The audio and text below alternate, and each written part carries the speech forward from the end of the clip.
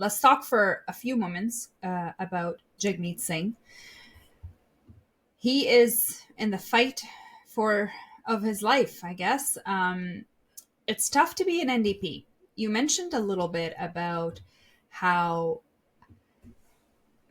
they did get a lot of work done, right? They did get pharmacare. They did, advocate for a lot of things, and the agreement that he had with Trudeau, because he had him in such a tough spot. And Trudeau wanted to govern forever. He had no intention of ever leaving, and his polls kept dropping and dropping and dropping, and Jagmeet really made the best of that. I still think he didn't want. I still think he doesn't want to leave, and he's not prime minister anymore. he still wishes he was, but I think honestly, to be fair, he did make the best of it, right? He saw a bad situation, and he did make the best of it, but he didn't. What he didn't do is he didn't capture or understand the mood of the country. And he got on the nerves of Canadians by doing it. Because Canadians weren't thinking of all, and these programs are great programs. I support these programs. Of course, pharmacare is an amazing program. Dental care is an amazing program. These are all really good things, right? But it wasn't on the mind of Canadians. That wasn't what was on their mind. And I think he in his support of the government, in order to get some things done. And of course, there's all sorts of, questions about, was he supporting them because he wants suspension, blah, blah, blah, all these kinds of things. Sure, I get it, right? Politics is politics. But I think in the process of trying to get these things done, two things happened. One, like I said, he got on the nerves of Canadians because that wasn't what was on their mind. They were thinking about other priorities, the economy, their pocketbook issues, affordability, the housing crisis that went unaddressed for so long, interest rates, all of those things, the carbon tax, which they were very upset about. So that's one. And then the other thing, he really failed to be able to really take credit for it, right? And that's a very tricky thing when you're not in government. Very, very, very tricky thing when you're not in government. Because the government's doing everything. So of course they're going to take credit for everything, right? So all of a sudden, pharmacare is liberal pharmacare, right? So it's a very tricky situation that he found himself in. I think this was going to be a really tough election for the NDP. And for him specifically. And I think it's going to be a question of his long-term longevity as a leader of the NDP. But what do you think, Cody? It's a tough situation. Like, I really don't envy him. I really think he's in a really tough spot. And he's been in a tough spot for a very long time. Regardless of what you think of him personally. Like, it's just a tough spot. Yeah. Well, I've said many times before, and you said a lot of what I was going to say, so I'm very upset, but whatever. He should have brought down the government in November, because, yes, he would have had to put up with a conservative supermajority, but he would have been leader of the opposition, most likely. Yeah. I think, anyways. Here's the problem. This election... And I'm sorry to say this to people who are supporters of the NDP who watch this podcast, but this really is a binary choice. There are 5 parties. Lots of people are going to vote for the other parties.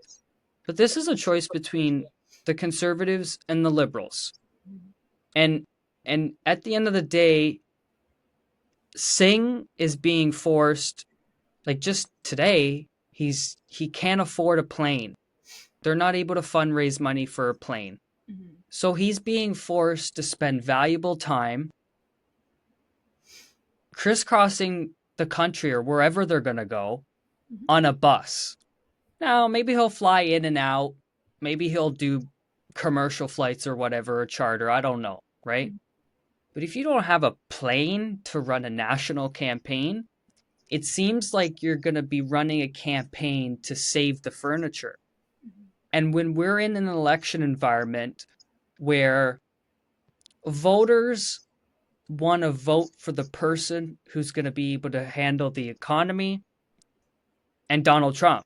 Mhm. And if you're not going to form government, then it doesn't make you a credible choice, Yeah. right?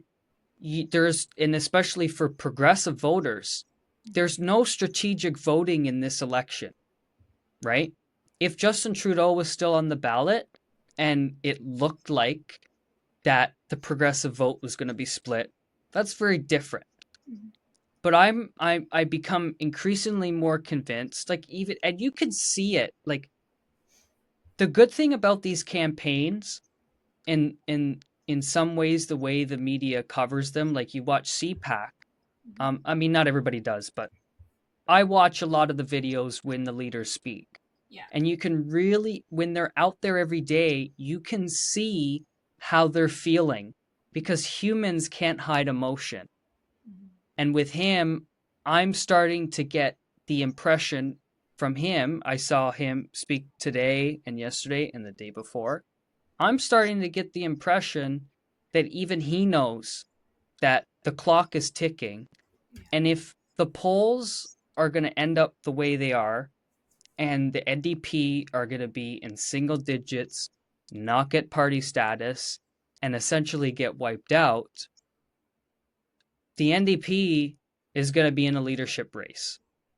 I don't And know if it'll be that bad, but I think there'll definitely be a leadership race, but I don't know if they'll actually get wiped out. Let's see. Let's see how things play. I should clarify that. When I say wiped out, I don't mean like 0 seats. No. But losing their party status is definitely on the table for them. Okay. Now, to be fair, the NDP, they have an efficient vote, Yeah. right? Much like the Conservatives, they have a strong base. Mhm. They have people who are going to show up in certain areas no matter what. Mhm. Okay?